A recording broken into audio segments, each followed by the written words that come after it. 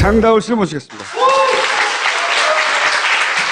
네, 안녕하세요. 그린피스의 장다울 캠페인입니다. 반갑습니다. 동네 단위로, 지자체 단위로 자기들끼리 이렇게 대체 에너지로 전환해서 성공한 사례 진짜 가능한가? 그걸 좀 보여달라라고 했거든요. 실제 재생에너지로 100% 전력을 공급한 국가들이 있어요. 물론 연평균은 아니에요. 독일 같은 경우도 이미 30%가 넘었지만 일정 시점에는 혹은 며칠 동안에는 이미 미래 얘기가 아니라 이미 재생에너지로 100% 필요로 하는 전력을 공급한 사례가 국가 있거든요. 단위로? 네. 보시면 덴마크는 2015년 7월에 한 시점이에요. 7월에 하루 한 시점에서 풍력만 가지고 전체 전력 수요의 140%를 생산했고요. 독일은 2016년 5월에 필요한 전력 수요의 99%를 낮에 일정 시점에 공급을 했던 거죠.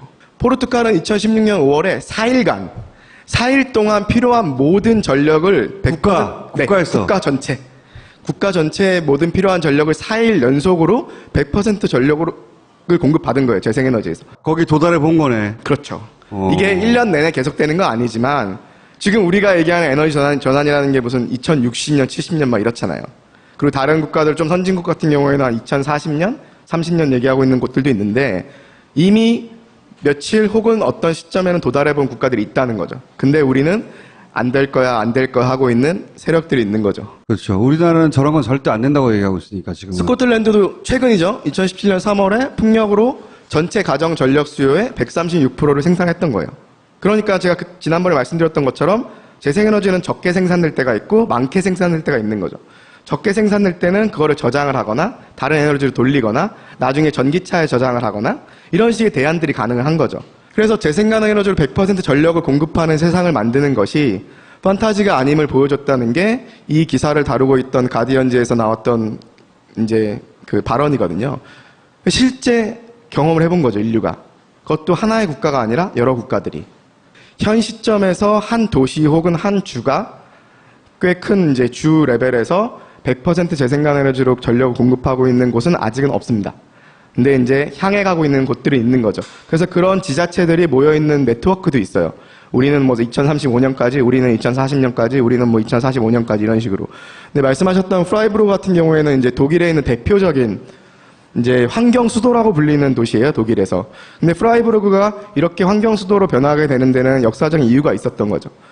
일단 지금 프라이부르크가 갖고 있는 목표는 2035년까지 그 도시에서 필요로 하는 전력을 100% 재생에너지를 공급하겠다. 거기 집들이 다 지붕이 이렇게 돼 있어. 네, 집도 그렇고 옆면에도 있고 제일 중요한 거는 에너지 수요를 줄이는 거예요. 근데 에너지 수요를 줄이는 거는 불편하게 줄이는 게 아니라 효율을 높이는 거죠. 쓸데없이 빠지는 전력들을 아끼고, 그럼 설계부터, 집을 설계할 때부터, 그 다음에 조명이라든가 여러 가지 기술들 자체를 효율이 높은 걸 쓰는 거죠. 1970년대에 프라이부르크 근처에 이제 원전을 건설하는 계획이 있어서 시민들이 반대를 하기 시작했어요. 그래서 독일에서 최초로 프라이부르크에서 신규 원전 폐쇄를 이끌어냈죠. 그리고 나서 1986년도에 이제 체르노빌이 터지면서 체르노빌 사고가 나면서 프라이부르크 주민들이 그러면 우리는 100% 에너지 자립 도시로 만들자라는 선언을 그때 하게 돼요. 우리 동네 원전 안 된다. 이 숲탑 밀고 원전하는 건 그러면서 시작된 거예요, 여기가. 그래서 프라이부르크에 가보시면 솔라 타워 같은 것도 건물 한 면을 다 패널로 채웠죠. 이런 솔라 타워도 있고요. 근데 단순히 저 태양광에만 집중하지 마시고 실제 저 건물에서 원래 필요로 하는 전력을 디자인 설계부터 잘 건물을 건설해서 줄이는 거죠. 이거를 패시브 하우스나 패시브 빌딩이라고 해요. 수동적으로, 그러니까 적극적으로 어떤 재생에너지 생산해서 에너지 수요를 줄이는 게 아니라 수동적으로 아예 만들 때부터 에너지가 적게 들어가게 만드는 거죠. 그래서 프라이부르크에는 조례가 있어요. 새로운 건물을 세울 때 뭐 몇 %는 에너지 효율을 쓰고 어느 정도는 패시브로 만들고 이런 조례들이 있는 거죠. 이 도시가 대단한 것이 원전을 못 지어. 그럼 대안이 뭐냐? 그랬더니 이 동네 사람들이 우리는 그러면 재생에너지를 바꿀게. 우리 스스로. 원전 없이도 우리 스스로 에너지를 생산해가지고 재생에너지로 스스로 자립할게. 그러면서 자기 동네 굉장히 자존심이 강한 동네인 거죠. 그래서 시작해서 실제로 바꿔간 거예요. 굉장히 멋진 거야, 케이스가. 비슷한 사례가 한국에도 발생하고 있어요. 예전에 우리나라가 부안에다가 핵폐기장을 지으려고 했거든요. 근데 엄청나게 반대를 해서 결국 안 됐잖아요.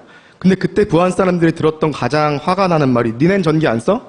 니네는 원전에 전기 필요 없어? 그래서 부안분들 중에서 에너지 자립을 해보겠다고 여러 가지 실험적인 시도들을 하시는 분들이 계세요. 삼척도 마찬가지예요. 삼척을 신규 원전 부지로 만들어놨는데 시민들이 반대하고 주민투표를 통해서 반대 의사를 분명히 했잖아요. 근데 거기도 욕을 먹는 거예요. 니는 전기 안 써? 그래서 삼척에서 지금 재생가능 에너지를 엄청난 속도로 깔고 있어요. 원전을 여기저기 깔아야 될까봐. 서울에 한번 설치한다고 해봐야 될 것 같네. 잠실 우등장에다가 원전 한번 진다고 해야 될까봐. 그 제가 항상 자료 만들면서 찾다 보면은 한겨레 기사가 많이 걸려요. 네. 이것도 지금 보면은 한겨레 기사 타이틀이에요. 솔라 분데스리가를 아시나요? 2012년에 나온 기사거든요. 독일에는 분데스리가는 아시는 것처럼 축구 리그잖아요. 근데 솔라 분데스리가가 있어서 협동조합들끼리 도시들끼리 경쟁을 하는 거예요. 누가 더 재생가능을 좀 많이 생산하나. 그 챔피언도 뽑고 상도 주고 경쟁을 하는 거죠. 독일은 지금 재생가능 에너지를 시도하고 있는 그 단위들이 40% 이상이 협동조합이나 시민들인 거예요. 큰 기업들이나 정부 공기업이 아니라. 그러니까 거기서 나온 이익을, 혜택을 지역에서 공유를 하니까 급속도로 퍼져나가는 거죠. 지금 보이시는 건물은 헬리오트롭이라는 건물인데 위에 있는 태양광이 해가 움직이는 것에 따라 같이 따라 돌아요. 그러니까 최대로 효율을 뽑는 거죠. 이런 건물들도 있고요. 우리도 있어요. 물론 한 도시가 전체가 가고 있는 건 아직 아니지만 서울에도 원전 하나 줄이기 정책을 피고 있잖아요. 근데 노원구 구청장님의 에너지 전환에 관심이 많아서 임대주택 단지를 건설하는데 이 전체 임대주택 단지에 쓰이는 에너지를 제로로 만들겠다. 제로 에너지 주택 단지를 건설을 했어요. 이거는 그 당시에 조감도인데 실제 지금 다 지어놨어요. 이제 9월에 입주가 들어가는데 여기에 쓰이는 모든 에너지를 일단 설계를 통해서 줄이고 그래서 제로로 만드는 거죠. 제가 어떻게 하는지 보여드릴게요. 제일 왼쪽에 그래프를 보시면 저게 우리나라 일반 평균 주택에 필요한 에너지예요. 우리나라 주택에서 필요한 에너지는 냉방, 난방, 급탕, 물 빨리 끓이는 것 따뜻하게, 그다음에 환기, 조명 5가지예요. 5가지 에너지가 필요한 거예요. 설계를 통해서 그 에너지 61%가 필요 없게 만드는 거예요. 처음부터. 채광이라든가 황풍이라든가 설계 자체를. 네. 그렇게 해놓고 여전히 환기, 조명이랑 난방이랑 냉방에 이제 에너지가 필요하잖아요. 근데 지열, 땅에서 열을 이용하는 지열을 이용해서 에너지 생산해서 냉난방을 공급을 해요. 근데 지열을 하려면 펌프를 돌려야 되니까 또 전기가 필요하잖아요. 그게 저 중간에 있는 파란색 부분이에요. 그 파란색 부분은 태양광 발전을 통해서 공급을 해요. 그리고 태양광 발전이 잘 될 때는 한전에 팔고 안 될 때는 그러니까 한전 태양광으로 펌프를 돌려서 지열 그렇죠. 에너지로 에너지 그렇죠. 전환을 한 다음에 그걸로 이 아파트가 쓴다. 그랬을 때 결국 필요한 에너지는 제로거나 마이너스까지 가요. 전기세가 제로야. 그리고 저 만드신 분이 명지대학교에 이제 우리나라의 패시브하우스 전문가신데 이분이 만든 모델하우스 같은 목합 주택이라는 게 바로 옆에 있어요. 거기는 24시간 에어컨을 틀어도 여름철에 한 달 전기료가 5만 원이에요. 가능하다는 거죠. 만들 때부터, 지을 때부터 이렇게 지으면 이미 다른 나라 하고 있고 심지어 우리나라 기술도 있어요. 근데 계속 안 된다고, 우리만 할 수 없다고, 우리만 안 된다고 이야기하는 사람들이 있잖아요. 주로 요즘 원자력계. 근데 그 사람들의 과거를 제가 보여드릴게요. 1965년에 원자력 청에 대한 국정감사장에서 원자력 연구소장이 한 말이에요. 그 당시에 국회의원들이 원자력 비싼데 지금 화력이랑 수력이 싼데 왜 원자력 하려고 하냐니까 저희는 70년대를 목표로 하고 있습니다. 그때가 되면 화력 발전에 비해서 건설 단가가 그렇게 비싸지 않을 것으로 예상됩니다. 자기들도 처음에 시작할 때 경제성 안 좋은데 투자해서 원자력을 해야 됩니다. 하고 지난 40년 동안 한 거예요. 근데 이제는 세상이 바뀌었다는 거죠. 그래서 원자력을 비난하자는 게 아니라 그 당시에 과거에 우리가 그런 선택을 해서 전기 공급을 받고 경제 성장했잖아요. 근데 지금은 2017년이라고요. 1965년이 아니라. 새로 짓는 원전은 짓는 데만 4, 5년이 걸려요. 근데 지금 발전원별 정산 단가를 보시면 위에 있는 게 천연가스, 풍력, 태양광이에요. 2012년부터 2016년까지. 그래프를 보시라고요. 밑에는 석탄이랑 원자력이에요. 석탄이랑 원자력은 시간이 지날수록 오염비용이랑 안전비용이 추가돼서 비용이 올라가요. 급격하게 올라가는 건 아니지만. 떨어지는 거 보시라고. 천연가스, 풍력, 태양광 급격하게 떨어지고 있잖아요. 근데 지금 2016년 시점이 저런데 앞으로 5년 뒤에 원전이 건설된단 말이에요. 그리고 60년을 써야 돼요. 어디에다 지금 투자를 하는 게 맞냐고요. 이미 저 정도로 가까워졌는데. 저는 이게 너무 당연한 것 같은데 좀 현명한 사람이면 만약에 이게 주식 투자라고 생각해보세요. 어디다 투자하시겠어요? 좀 답답한 측면이 있지만 그래도 워낙 지난 40년 동안 해왔던 시스템이기 때문에 이런 반발이 있는 거라고 생각을 하고요. 그리고 원자력계를 비난할 생각은 없어요. 제가 지난번에 말씀드린 것처럼 저희 아버지도 평소에 원자력계에서 일을 하셨고 그 당시 그 세대에는 뭐 제가 제 입장에서 최선까지라고 얘기 못하겠지만 어쨌든 현명한 선택이었다고 생각을 해요. 우리나라 과거에. 근데 우리가 살아갈 앞으로 30년, 40년에 과연 그게 가장 현명한 선택일까에 대한 질문을 던지는 거죠. 근데 제가 오늘 한 가지 소개하고 싶은 게 전력산업기반기금이라는 게 있어요. 여러분들이 매달 전기요금을 내잖아요. 자세히 살펴보시면 거기에 3.7%를 매달 떼는 게 있어요. 여러분 내는 전기요금에서. 그게 전력산업기반기금이라는 명목으로 3.7%를 떼요. 그럼 우리나라 가정이 한 달에 쓰는 전력량이 223kWh를 쓴다고 치면 3.7%를 떼면 달에 900원씩 떼이는 거예요. 만약에 4인 가구면 한 1,700원 떼여요. 근데 900원이라고 해도 2,300만 가구한테 떼는 거니까 한 달에 한 200억 떼요. 연간 조 단위로 올라가죠. 저 돈의 일부가 어떻게 쓰이냐면 여러분들 미르재단이랑 K스포츠재단 잘 아시죠? 제가 오늘 또 하나의 재단을 소개해 드릴게요. 우리나라에 원자력 문화재단이라는 곳이 있어요. 여기는 미르재단이나 K스포츠처럼 불법적으로 한 건 아니에요. 합법적으로 여러분한테 매달 3.7% 900원에서 2,000원까지를 가져가는 거죠. 그 가져간 돈을 법으로 저 원자력 문화재단에게 홍보 사업에 쓰게 법으로 만들어 놨어요.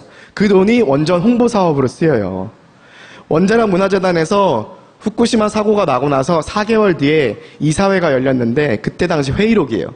후쿠시마 사고로 사람들이 원전에 대한 우려가 많아졌으니까 앞으로 언론 매체를 적극 활용하고 초, 중등학생을 중심으로 대응을 해야 된다는 이사회 회의록인 거예요. 재밌는 거는 밑에 이제 좀 있으면 그린피스가 생기는데 그들의 활발한 활동에 대응하기 위해서 적극적인 대응 논리를 마련하고 있다. 국가기관에서 있었던 이사회 회의록이에요. 언론 매체를 적극 활용하고 초, 중등학생을 중심으로. 이게 어떻게 가냐면 사업으로 교과서를 바꿔요. 친원전으로. 국정교과서가 문제가 아니라 이 원자력 문화재단에서 교과서를 발행하는 회사들한테 1267건의 수정 요청을 해요. 그 중에 241건이 반영되는데 어떤 내용이 반영되냐면 후쿠시마 원전 폭발 사고 사진을 삭제해요. 교과서에서. 원래 교과서에 그냥 해수욕장 사진이 있는데 해수욕장 뒤에 원전이 보이는 해수욕장 사진을 교체를 해요. 봐라, 사람들이 이렇게 깨끗하게 수영을 하는 곳이다. 되게 쪼잔하지 않아요?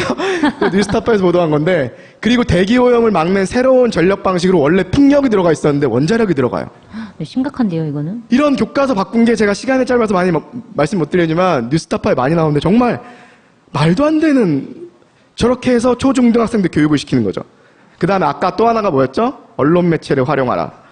그래서 며칠 전에 뉴스타파에서 이제 특종을 낸 건데, 원자력 문화재단에서 2014년부터 2017년 7월까지 국내 35개 언론사에다가 협찬금을 7억 넘게 주면서 협찬 기사를 123건을 생산을 해내요. 근데 협찬이라고 대부분 밝히지 않아요. 그러면서 원자력을 계속 홍보하는 기사를 건당 2천만 원에서 뭐 작게는 몇백만 원까지 평균 597만 원을 주면서 기사 생산하는 거예요. 여러분이 낸 전기요금으로. 전 너무 억울해요. 저는 원전을 줄였으면 하는데 제가 낸 전기요금의 3.7%가 이렇게 쓰이고 있다고요. 그러니까 협찬으로, 불법적으로 받은 거 아니죠. 협찬으로 돈을 받았던 매체들이 지금 문재인 대통령의 탈원전 정책을 반대하고 계속 태클을 걸고 있는 기사가 여기서 계속 생산이 되는 거죠. 지금 그래서 여론이 뒤집혔어요. 원래 신고리 오르코기, 지금 새로 지으려고 하는 원전을 중단하자는 게 지금 공론화를 밟고 있는데, 원래 건설을 중단이 한 42%, 전설 지속이 한 38%, 모르겠다가 20%였는데 지금 뒤집혔어요. 이제는 그래도 이건 계속해야 되지 않을까가 42%, 중단하다가 38% 뒤집혔어요. 정말 수많은 기사들의 힘인 거죠. 민원연 사무처장님 자주 나오시잖아요. 여기 인터뷰를 하셨더라고요. 지금 민원연에서도 지금 문재인 정부의 탈원전 에너지 전환 정책 관련해서 페이크 뉴스들을 계속 짚어주고 계시거든요. 그러니까 수십 년 동안 최소한 협찬이라고 밝히면 사람들이 읽을 때 어쨌든 협찬 기사니까 조금 더 중립적으로 읽을 수가 있는 건데, 그런 거 없이 모든 게 다 팩트인 것처럼 일방적으로 기사들이 나오니까 사람들이 봤을 때는 솔깃한 거죠. 근데 그러면 뭐 불법은 아니니까 협찬이라는 거 정확히 밝히고 원자력 문화재단에 돈을 받고 협찬으로 작성된 기사입니다 하면 사람들이 판단을 할 수가 있잖아요. 그래서 원자력 문화재단이 지난 10년간 홍보 비용으로 쓴 게 824억이에요.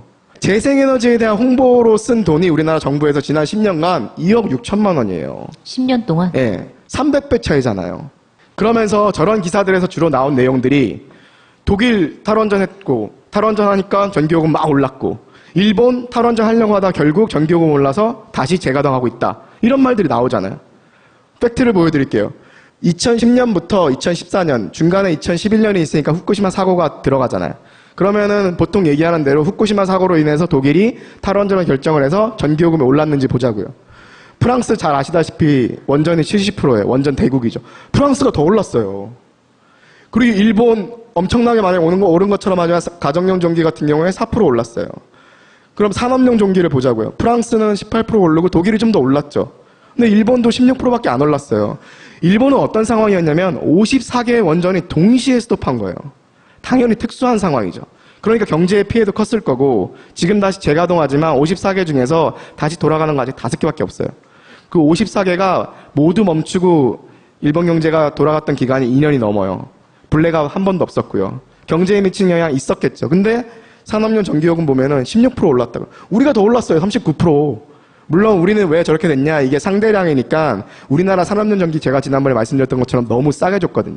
그래서 조금씩 올리고 있어서 저렇게 나오는 건데 팩트가 아니잖아요. 탈원전으로 에너지 전환으로 폭등 안 했잖아요. 그리고 또 한 가지 항상 나오는 얘기가 독일이 탈원전 해갖고 전기가 부족해서 원전 많이 쓰는 프랑스한테 전기를 수입한다. 근데 유럽은 서로 연결되어 있으니까 어떨 때는 수입하고 어떨 때는 수출을 해요. 근데 이게 독일 정부 자료예요. 2003년부터 2012년까지 수입할 때 있고 수출할 때 있는데 보시면은 수출이 계속 많죠. 10년간 단 한 번도 독일은 전기 수출국의 지위를 놓쳐본 적이 없어요. 그 작년엔 제일 많이 수출했어요. 근데 그건 팩트인데, 정부 자료로 팩트인데, 그런 얘기가 왜곡돼서 언론에서 계속 재생산이 되는 거죠. 후쿠시마 어머니들의 비디오예요.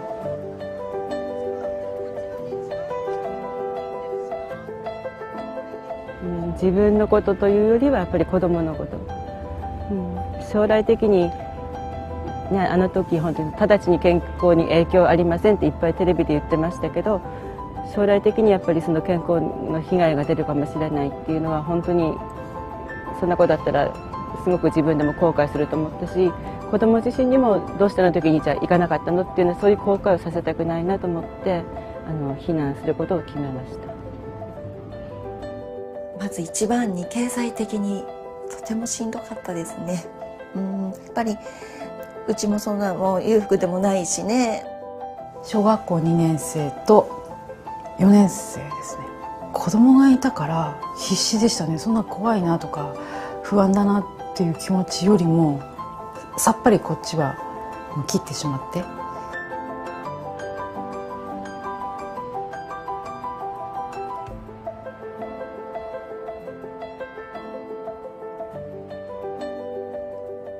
やっぱ子供を守りたいっていうその一心だと思うんです。で今現在も本当に私たちその 3.11 からずっと続いてる苦しみとかがあって、でもそれを普段は蓋をして、そして子供を守るために今現在も本当にこれからまた大きい地震があってまた私たち被災するかもしれない。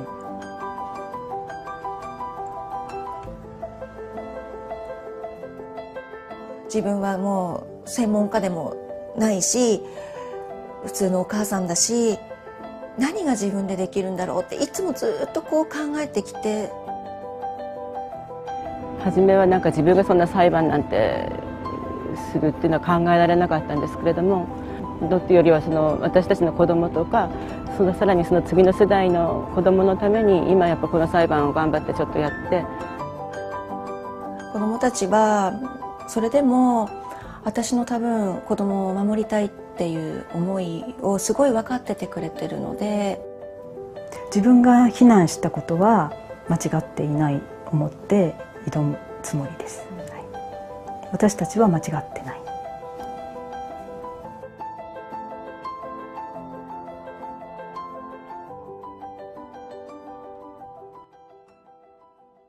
일본 정부가 이제 6년이 지났잖아요. 피난구역들을 지금 차근차근 해제시키고 있어요.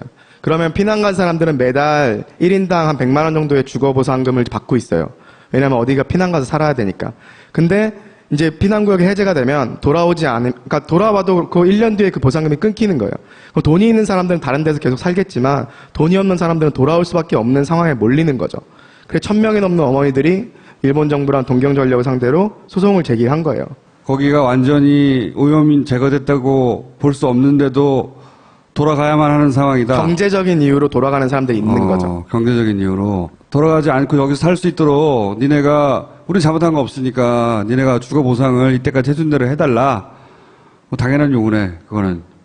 그걸 근데 우리가 어떻게 도와줘요? 파파이스를 보다가. 제가 어떻게 도와줄 수 있는지 말씀드리겠습니다. 네. 그래서 정리를 좀 하면은 제가 지금까지 3번에 걸쳐서 에너지 전환 얘기를 했어요. 그리고 저희는 뭐 아시는 분들은 계시겠지만 직접 행동을 통한 사회의 긍정적인 변화를 이끌어온 단체라고 생각을 하고요. 그래서 저희가 이렇게 에너지 전환에 필요한 전문적인 보고서들을 내요. 근데 정부에서 변화가 없어요.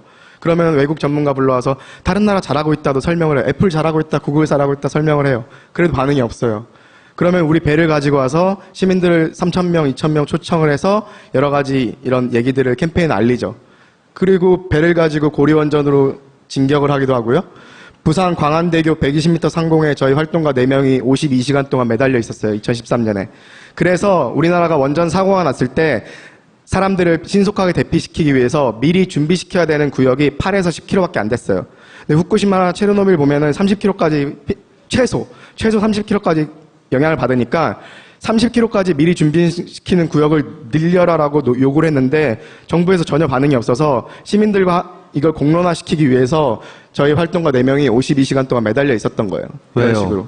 아, 요걸 주목해달라고? 그렇죠. 공론화를 시켜야 되는데 전혀 언론에서 다뤄주지 않고 하니까 저렇게 매달려 있으면 밑에 경찰분들, 소방차, 언론에서도 계속 보도가 되는 거죠. 근데 여기 매달리시는 분들은 전문적으로 훈련이 된 우리의 안전을 책임질 수 있는 분들이세요. 본인의 안전은. 그래서 재밌는 에피소드는 저희를 구하겠다가 올라오신 구조대원분들이 줄을 하나만 걸고 올라오신 거예요. 근데 저희는 안전수칙에서 2개를 걸어야 되거든요. 그래서 저희가 위험하니까 내려가 달라고 부탁드립니다. 그래서 저희 조건이 뭐였냐면 부산시 의회, 우리나라 원자력 안전을 책임지는 원자력 안전위원회, 그린피스 4 기관이 만나서 이 문제를 얘기할 수 있게 해달라. 그게 요구였어요. 그냥 얘기할 수 있게 해달라. 그래서 요구를 들어주면서 내려왔죠. 당연히 붙잡혀가서 재판받고 평화적 시위는 범죄가 아니라는 얘기를 던지고 싶었던 거죠. 저희가 고리 1호기 폐쇄할 때도 고리 1호기에다가 프로젝션을 쏜 거예요. 이렇게 프로젝션을 쏘기도 하고 석탄화력발전소가 미세먼지랑 오염물질로 사람들을 조기 사망시키니까 사일렌트 킬러스라 그래서 침묵의 살인자라는 레이저를 쏘기도 하고 여기는 광화문에 있는 원자력 안전위원회 빌딩인데 신고리 오르코기 건설허가 나기 전에 근데 저희 이렇게 활동하시는 분들은 직원들이 아니라 자원활동가세요. 시민들. 저분도 대학생이신데 혼자 저렇게 원자력 안전위원회 빌딩에 아침에 매달려 있는 거죠. 계속 메시지 바꾸면서. 그러면 밑에 이제 뭔가 여왕벌과 뭐 그런 것 같지 않아요? 근데 보시면은 위에서 협조하지 않으면 끌어내기긴 쉽지 않아요. 그래서 메시지를 충분히 알리면 또 이제 사고가 있으면 안 되니까 자진해서 내려오죠. 그런 것도 하고 지난번에 파파이스에서 보여주셨는데 신고리 오르코기 말씀드린 대로 고리 원전이 전 세계에서 가장 크고 가장 많은 원전이 밀집해 있고 주변에 382만 명이 살고 있는데 또 지으려고 하니까 인자 원전 고마지라 좀이라는 경상도 말로 원전 밖에 펜스 바깥에서 평화적으로 현수막을 들고 구호도 안 해치고 행진도 안 하고 30분 동안 저것만 들고 왔는데 곧바로 또 기소당해서 다 저희 자원활동가 시민분들이신데 2년 동안 재판을 받고 1심에서 거의 저희가 이겼는데 항소해서 2심에서 또 거의 이겼는데 또 항소해서 상고해서 대법원까지 가서 얼마 전에 집시법은 유죄. 어쨌든 신고 안 했으니까. 저희가 48시간 이전에 저희 가요라고 신고할 수는 없잖아요. 그래서 집시법은 유죄. 그거는 뭐 실정법상 저희도 인정을 하고요. 근데 주거 침입을 걸었어요. 무단 침입. 근데 그건 아니거든요. 원전 안에 들어가지 않았으니까. 그래서 1심에서도 그거 이겼는데 또 항소, 2심에서도 이겼는데 또 상고. 그래서 2년 동안 직장에 있는 일반 시민들이 재판받으러 다니면서 다른 사람들의 안전을 위해서 희생을 한 거죠. 그래서 결국은 저희가 소송을 걸었죠. 불법적인 건설허가를 취소해달라고. 그리고 국내에서만 활동하는 게 아니라 파리 기후변화 협약 있을 때 그 전에 그 개선문이잖아요, 파리에. 그럼 저기다가 친환경, 화학물질 안 들어간 페인트를 깔면은 자동차들이 그걸 가지고 해 모양을 만들어주는 거예요. 나중에 해 모양이 되도록. 그래서 재생가능에너지로 전환하자 이제. 그리고 이 사진은 저희가 기후변화로 북극의 빙하가 녹고 있으니까 이탈리아의 유명한 피아니스트 중에서 북극을 위한 엘레지, 북극을 위한 애가를 만드신 분 피아니스트를 아예 저희 배에 태워서 북극에 모시고 가서 피아노로 연주를 하는 거예요. 그 곡을. 여기 보시면은 이분이 그 북극을 위한 엘레지를 연주를 하면서 뒤에 빙하가 무너져요. 그래서 전 세계적으로 되게 반향을 일으켰던 저희의 활동이고요. 저희가 이렇게 활동할 수 있는 거는 저희가 갖고 있는 독립성, 전문성 때문에 그런데 그 전문성을 위해선 당연히 독립성을 가져야겠죠. 저희 파파이스 출연료도 받지 않습니다. 철저하게 독립성을 지키기 위해서 일반 시민분들로부터만 후원을 받고 있어요. 그리고 매우 엄격한 기준의 재단으로부터 한 2, 3%. 대부분 다 전 세계에 있는 300만 명의 시민분들이 후원해 주시는 거죠. 그러니까 저희가 누구 눈치도 보지 않고 전문성을 가지고 잘못된 것은 잘못됐다고 얘기할 수 있기 때문에 저희가 갖고 있는 중요한 원칙 중에 하나가 독립성입니다. 삼성도 당연히 타겟이 될 수 있고요. 여러 가지 저희의 활동을 도와주시는 방법도 있겠지만 어디 매달리시려면 저희한테 와서 트레이닝을 받으셔야 돼요. 아무나 이렇게 안 보냅니다. 전문적 트레이닝 받고 비폭력적인 직접 행동을 할 수 있는 트레이닝을 해요. 근데 요즘 매달리는 쪽으로 다 이렇게. 주로 매달리는. 근데 요즘 재밌는 거는 예전에는 매달렸죠. 왜 매달리냐면 메시지를 담은 현수막을 걸고 싶은데 곧바로 치울 거 아니에요. 사람이 매달려 있으면 곧바로 못 치우잖아요. 그래서 매달렸던 거예요. 근데 요즘은 여러 가지 기술들이 발달하면서 프로젝션을 쏘기도 하고 레이저를 쏘기도 하고 재작년에는 레고를 상대로 저희가 캠페인을 했는데 레고 피규어를 이용해서 레고로 이제 건물을 만들고 거기에 피규어로 만든 저희 활동가가 매달려 있는 거를 연출한 거죠, 레고로. 근데 그런 거를 시민들이 자발적으로 연출하면서 어디 매달리지 않고 또 캠페인을 이긴 적도 있고요. 그래서 저희가 이런 독립성과 전문성을 갖추기 위해서는 시민들의 도움도 필요하고 후원도 필요하니까 관심 있으신 분들은 지원해 주시고 저희가 이번에 그래서 대한민국 해뜰 날이라는 프로젝트를 시작을 했어요.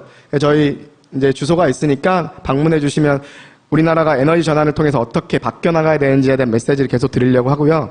에너지를 아는 분들한테 되게 유명한 말이에요. 석기 시대가 돌이 없어서 끝난 것이 아니듯이 석유 시대도 석유가 고갈돼서 끝나는 게 아니라 다른 시대로 넘어간다는 거죠. 마찬가지로 원자력 발전이 지금 필요 없는 게 아니라 이제는 새로운 시스템인 재생에너지로 넘어가야 된다는 거죠.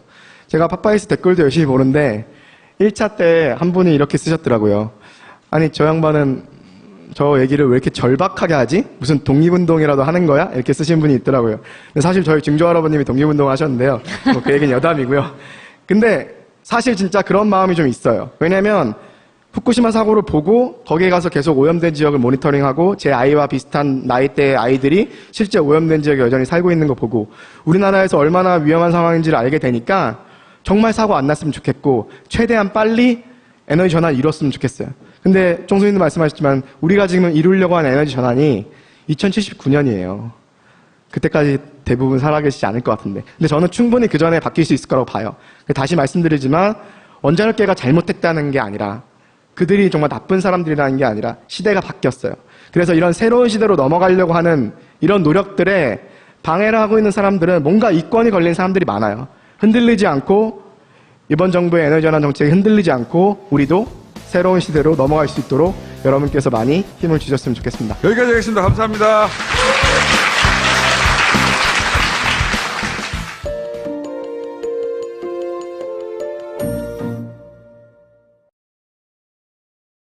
그 파란색 부분은 태양광 발전을 통해서 공급을 해요.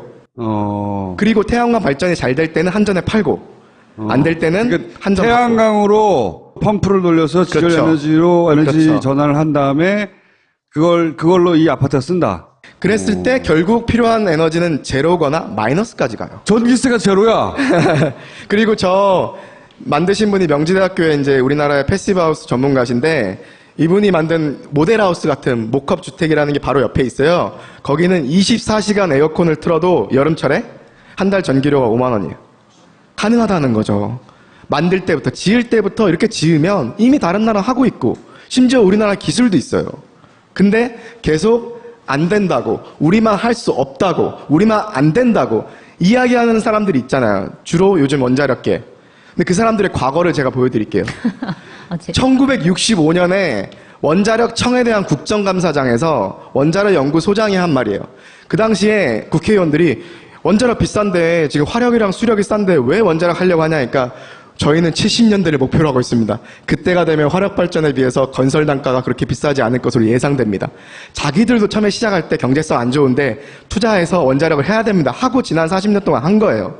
근데 이제는 세상이 바뀌었다는 거죠. 그래서 원자력을 비난하자는 게 아니라 그 당시에 과거에 우리가 그런 선택을 해서 전기 공급을 받고 경제성장했잖아요. 근데 지금은 2017년이라고요. 1965년이 아니라. 새로 짓는 원전은 짓는 데만 4, 5년이 걸려요. 근데 지금 발전원별 정산 단가를 보시면 위에 있는 게 천연가스, 풍력, 태양광이에요. 2012년부터 2016년까지. 그래프를 보시라고요. 밑에는 석탄이랑 원자력이에요. 석탄이랑 원자력은 시간이 지날수록 오염비용이랑 안전비용이 추가돼서 비용이 올라가요. 그리거나 나중에 전기차에 저장을 하거나 이런 식의 대안들이 가능한 거죠. 그래서 재생가능 에너지로 100% 전력을 공급하는 세상을 만드는 것이 판타지가 아님을 보여줬다는 게 이 기사를 다루고 있던 가디언즈에서 나왔던 이제 그 발언이거든요. 실제 경험을 해본 거죠, 인류가. 그것도 하나의 국가가 아니라 여러 국가들이.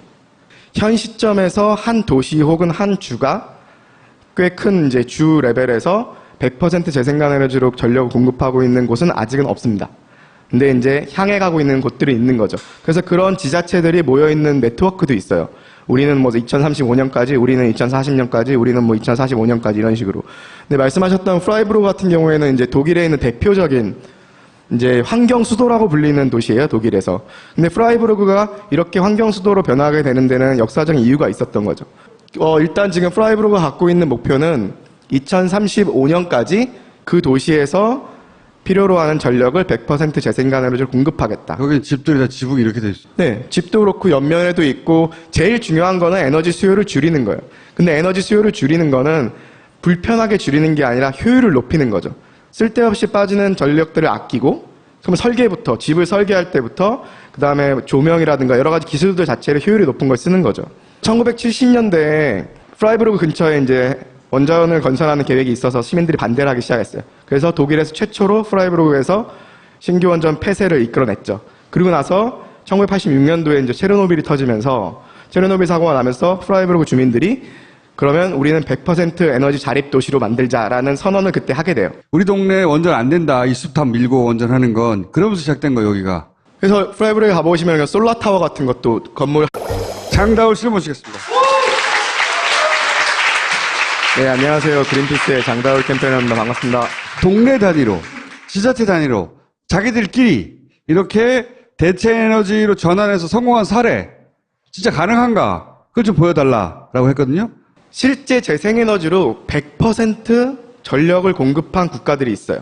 물론 연평균은 아니에요. 독일 같은 경우도 이미 30%가 넘었지만 일정 시점에는 혹은 며칠 동안에는 이미 미래 얘기가 아니라 이미 재생가능 에너지로 100% 필요로 하는 전력을 공급한 사례가 국가 있거든요. 단위로? 네. 보시면 덴마크는 2015년 7월에 한 시점이에요. 7월에 하루 한 시점에서 풍력만 가지고 전체 전력 수요의 140%를 생산했고요. 독일은 2016년 5월에 필요한 전력 수요의 99%를 낮에 일정 시점에 공급을 했던 거죠. 포르투갈은 2016년 5월에 4일 동안 필요한 모든 전력을 100%, 국가에서? 국가 전체의 모든 필요한 전력을 4일 연속으로 100% 전력을 공급받은 거예요. 재생에너지에서. 거기 도달해 본 거네. 그렇죠. 이게 1년 내내 계속되는 건 아니지만 지금 우리가 얘기하는 에너지 전환이라는 게 무슨 2060년, 70년 막 이렇잖아요. 그리고 다른 국가들 좀 선진국 같은 경우에는 한 2040년, 30년 얘기하고 있는 곳들도 있는데 이미 며칠 혹은 어떤 시점에는 도달해 본 국가들이 있다는 거죠. 근데 우리는 안 될 거야 하고 있는 세력들이 있는 거죠. 그렇죠. 우리나라는 저런 건 절대 안 된다고 얘기하고 있으니까 지금. 스코틀랜드도 최근이죠. 2017년 3월에 풍력으로 전체 가정 전력 수요의 136%를 생산했던 거예요. 그러니까 제가 지난번에 말씀드렸던 것처럼 재생에너지는 적게 생산될 때가 있고 많게 생산될 때가 있는 거죠. 적게 생산될 때는 그거를 저장을 하거나 다른 에너지를 한 면을 다 패널로 채웠죠. 이런 솔라 타워도 있고요. 근데 단순히 저 태양광에만 집중하지 마시고 실제 저 건물에서 원래 필요로 하는 전력을 디자인 설계부터 잘 건물을 건설해서 줄이는 거죠. 이거를 패시브 하우스나 패시브 빌딩이라고 해요. 수동적으로, 그러니까 적극적으로 어떤 재생가능을 생산해서 에너지 수요를 줄이는 게 아니라 수동적으로 아예 만들 때부터 에너지가 적게 들어가게 만드는 거죠. 그래서 프라이부르크에는 조례가 있어요. 새로운 건물을 세울 때 뭐 몇 %는 에너지 효율을 쓰고 어느 정도는 패시브로 만들고 이런 조례들이 있는 거죠. 이 도시가 대단한 것이 원전을 못 지어. 그럼 대안이 뭐냐? 그랬더니 이 동네 사람들이 우리는 그러면 재생에너지를 바꿀게. 우리 스스로. 원전 없이도 우리 스스로 에너지를 생산해가지고 재생에너지로 스스로 자립할게. 그러면서 자기 동네 굉장히 자존심이 강한 동네인 거죠. 그래서 시작해서 실제로 바꿔간 거예요. 굉장히 멋진 거야, 케이스가. 비슷한 사례가 한국에도 발생하고 있어요. 예전에 우리나라가 부안에다가 핵폐기장을 지으려고 했거든요. 근데 엄청나게 반대를 해서 결국 안 됐잖아요. 근데 그때 부안 사람들이 들었던 가장 화가 나는 말이 니넨 전기 안 써? 니네는 원전에 전기 필요 없어? 그래서 부하분들 중에서 에너지 자립을 해보겠다고 여러 가지 실험적인 시도들을 하시는 분들이 계세요. 삼척도 마찬가지예요. 삼척을 신규 원전 부지로 만들어놨는데 시민들이 반대하고 주민투표를 통해서 반대 의사를 분명히 했잖아요. 근데 거기도 욕을 먹는 거예요. 니넨 전기 안 써? 그래서 삼척에서 지금 재생가능 에너지를 엄청난 속도로 깔고 있어요. 원전을 여기저기 깔아야 될까봐. 서울에 한번 설치한다고 해봐야 될 것 같네. 잠실 우등장에다가 원전 한번 진다고 해야 될까봐. 그 제가 항상 자료 만들면서 찾다 보면은 한겨레 기사가 많이 걸려요. 이것도 지금 보면은 한겨레 기사 타이틀이에요. 솔라 분데스리가를 아시나요? 2012년에 나온 기사거든요. 독일에는 분데스리가는 아시는 것처럼 축구 리그잖아요. 근데 솔라 분데스리가가 있어서 협동조합들끼리 도시들끼리 경쟁을 하는 거예요. 누가 더 재생가능을 좀 많이 생산하나. 그 챔피언도 뽑고 상도 주고 경쟁을 하는 거죠. 독일은 지금 재생가능 에너지를 시도하고 있는 그 단위들이 40% 이상이 협동조합이나 시민들인 거예요. 큰 기업들이나 정부 공기업이 아니라. 그러니까 거기서 나온 이익을, 혜택을 지역에서 공유를 하니까 급속도로 퍼져나가는 거죠. 지금 보이시는 건물은 헬리오트롭이라는 건물인데 위에 있는 태양광이 해가 움직이는 것에 따라 같이 따라 돌아요. 그러니까 최대로 효율을 뽑는 거죠. 이런 건물들도 있고요. 우리도 있어요. 물론 한 도시가 전체가 가고 있는 건 아직 아니지만 서울에도 원전 하나 줄이기 정책을 피고 있잖아요. 근데 노원구 구청장님의 에너지 전환에 관심이 많아서 임대주택 단지를 건설하는데 이 전체 임대주택 단지에 쓰이는 에너지를 제로로 만들겠다. 제로 에너지 주택 단지를 건설을 했어요. 이거는 그 당시 조감도인데 실제 지금 다 지어놨어요. 이제 9월에 입주가 들어가는데 여기에 쓰이는 모든 에너지를 일단 설계를 통해서 줄이고 그래서 제로로 만드는 거죠. 제가 어떻게 하는지 보여드릴게요. 제일 왼쪽에 그래프를 보시면 저게 우리나라 일반 평균 주택에 필요한 에너지예요. 우리나라 주택에서 필요한 에너지는 냉방, 난방, 급탕, 물 빨리 끓이는 것 따뜻하게, 그다음에 환기, 조명 5가지예요. 5가지 에너지가 필요한 거예요. 설계를 통해서 그 에너지 61%가 필요 없게 만드는 거예요. 처음부터. 채광이라든가 환풍이라든가 설계 자체를. 네. 그렇게 해놓고 여전히 환기, 조명이랑 난방이랑 냉방에 이제 에너지가 필요하잖아요. 근데 지열, 땅에서 열을 이용하는 지열을 이용해서 에너지 생산해서 냉난방을 공급을 해요. 근데 지열을 하려면 펌프를 돌려야 되니까 또 전기가 필요하잖아요. 그게 저 중간에 있는 파란색 부분이에요.